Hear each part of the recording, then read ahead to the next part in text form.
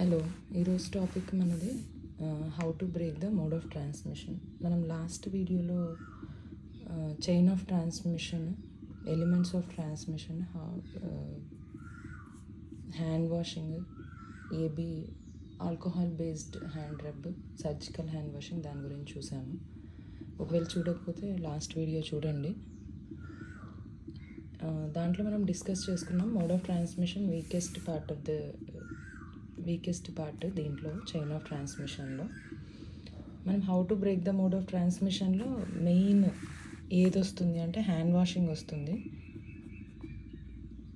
Hand washing కాకుండా మనం ఏం తీసుకుంటామంటే ప్రికాషన్స్ తీసుకుంటాం. ప్రికాషన్స్ ఏమేమి టైప్ ఉంటాయి? మనము 3 టైప్గా డివైడ్ చేయొచ్చు దీన్ని. ప్రికాషన్స్ని contact precautions, droplet precautions, airborne precautions. Contact precautions దేనికి తీసుకుంటాం మనము? ఏ డిసీజెస్కి తీసుకుంటాము అంటే మల్టీ డ్రగ్ రెసిస్టెంట్ ఆర్గానిజమ్స్ ఉంటాయి కదా, ఎంఆర్ఎస్ఏ అంటారు కదా, దానిలోకి మల్టీ డ్రగ్ రెసిస్టెంట్ ఆర్గానిజమ్స్కి. రెస్పిరేటరీ ఇన్ఫెక్షన్స్ ఉంటాయి కదా, రెస్పిరేటరీ ఇన్ఫెక్షన్స్, అన్ని రెస్పిరేటరీ ఇన్ఫెక్షన్స్కి మనం కాంటాక్ట్ ప్రికాషన్స్ తీసుకోవాలి. స్కిన్ ఇన్ఫెక్షన్స్ ఏవైనా సరే, వూండ్ ఇన్ఫెక్షన్స్,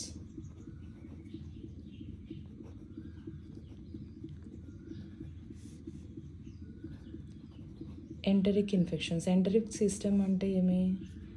మన జిఐ ట్రాక్ట్కి సంబంధించినవి. జిఐ ట్రాక్ట్కి సంబంధించిన ఏవైనా సరే ఇన్ఫెక్షన్స్ని మనము కాంటాక్ట్ ప్రికాషన్స్ తీసుకోవాలి. దాంట్లో మనకి జనరల్గా కనపడించే ఆర్గానిజం వచ్చేసి క్లోస్ట్రిడియం డెఫిసైలన్.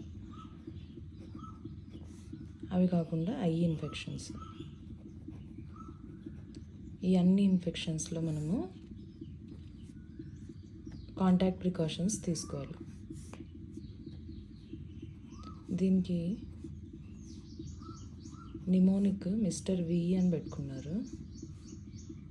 మిస్టర్ వి కాదు.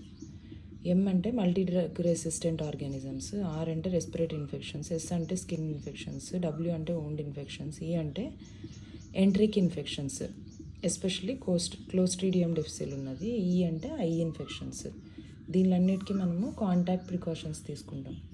కాంటాక్ట్ ప్రికాషన్స్ అంటే ఏమేమి వేసుకుంటామంటే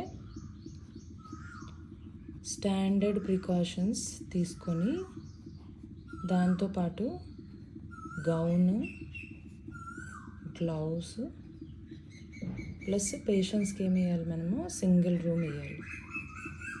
ఇది contact precautions. Next droplet precautions ఎక్కువ డిసీజెస్కి వస్తాయి.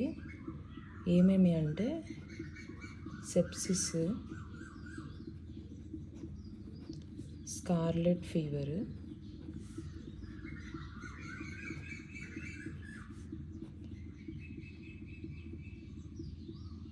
Streptococcal pharyngitis. ఫారింజైటిస్ అంటే తెలుసు కదండి, pharynx infection. Parvo virus infection, పర్ట్యూసిస్,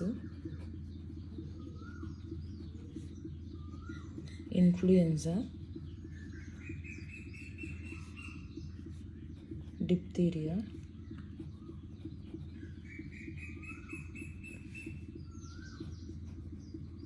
ఎపిగ్లాటైటిస్, rubella, mumps, meningitis, mycoplasma, adenovirus. అడినోవైరస్కి డ్రాప్లెట్ ప్రికాషన్స్ కూడా తీసుకోవాలి, కాంటాక్ట్ ప్రికాషన్స్ కూడా తీసుకోవాలి.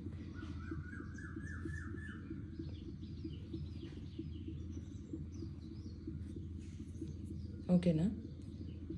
ఈ sepsis, scarlet fever, streptococcal pharyngitis, parvo virus, pertussis, influenza, diphtheria, epiglottis, rubella, mumps, meningitis, mycoplasma, adenovirus.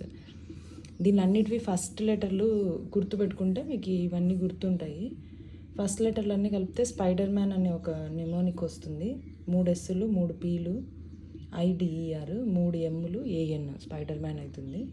దానిని రిపీటెడ్గా మీరు చదువుతూ ఉంటే ఈ డిసీజెస్ అన్నీ గుర్తుండిపోతాయి మీకు.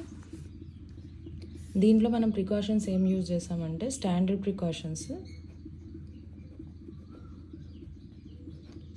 ప్రికాషన్స్తో పాటు surgical mask,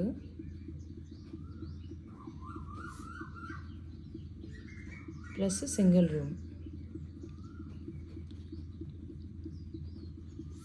droplet precautions, airborne ప్రికాషన్స్కి మనకి ఏమి డిఫరెన్స్ అంటే డ్రాప్లెట్ ప్రికాషన్స్లో స్ప్రెడ్ అయ్యే మైక్రో ఆర్గానిజమ్స్ ఉంటాయి కదా. డ్రాప్లెట్ అంటే ఎంగిల్ తుంపర్లు పడతాయి కదా, దాంట్లో నుంచి వచ్చే డ్రాప్స్, ముక్కులో నుంచి వచ్చే సెక్రీషన్స్ యొక్క తుంపర్లు, దాంట్లో నుంచి వచ్చే drops.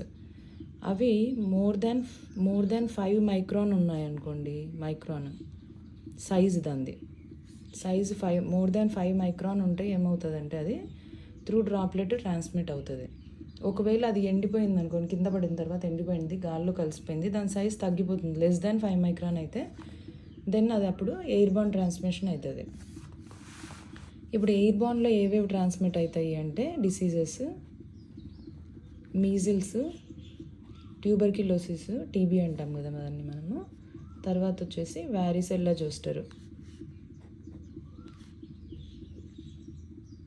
MTV, measles, tuberculosis, varicella zoster, airborne precautions.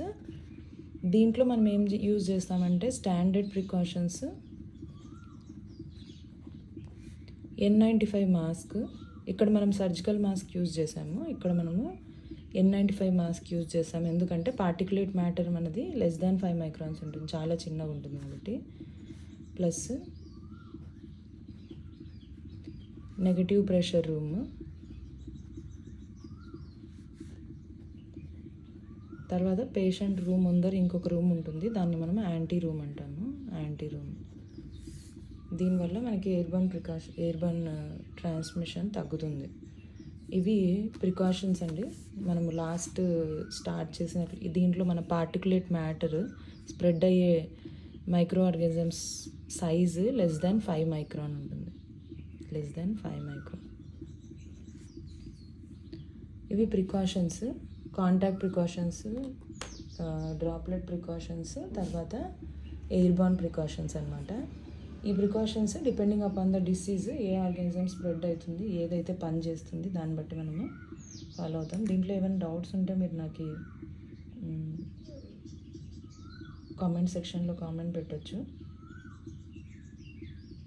ప్రతిసారి మనము స్టాండర్డ్ ప్రికాషన్స్ అంటున్నాం. స్టాండర్డ్ ప్రికాషన్స్ అంటే ఏమి, ప్రతిదానికి యూజ్ చేయాలి కదా. ఏమవి స్టాండర్డ్ ప్రికాషన్స్, ఏమి యూజ్ చేయాలి మనం దాంట్లో అంటే స్ట్రిక్ట్ హ్యాండ్ హైజీన్, తర్వాత safe injection techniques, managing environmental surfaces, తర్వాత ప్రాపర్ వేస్ట్ డిస్పోజల్. ప్రతి ఒక్క దాంట్లో గ్లౌజ్ వేసుకోవాలి ఎక్కడైనా సరే. Hand washing very very important అనమాట స్టాండర్డ్లో.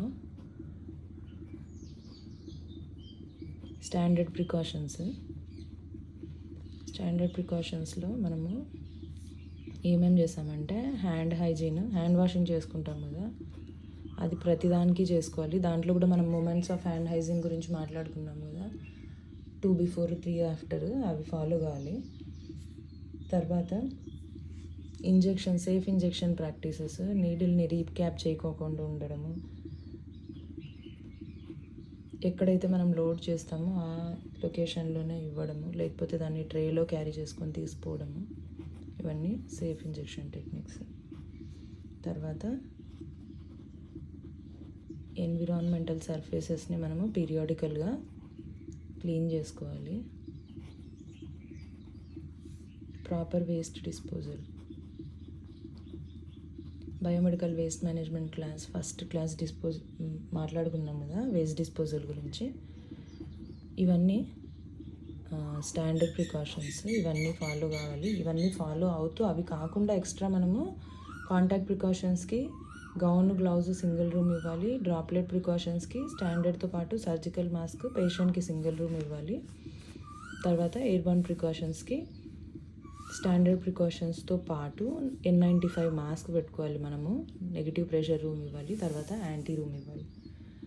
దీంట్లో ఇది కాకుండా ఏమి అంటే పేషెంట్కి సేమ్ డిసీజ్ ఉందనుకోండి, సేమ్ ఇద్దరు పార్వో వైరస్ పేషెంట్స్ వచ్చినారనుకోండి మన దగ్గర, అప్పుడు వాళ్ళకి సేమ్ రూమ్ ఇవ్వచ్చు. ఎందుకంటే ఇద్దరికి సేమ్ మైక్రో ఆర్గానిజం ఉంది కాబట్టి. అలా కూడా మనము ఒకవేళ రూమ్స్ తక్కువైనప్పుడు హాస్పిటల్స్లో ట్రై చేయొచ్చు.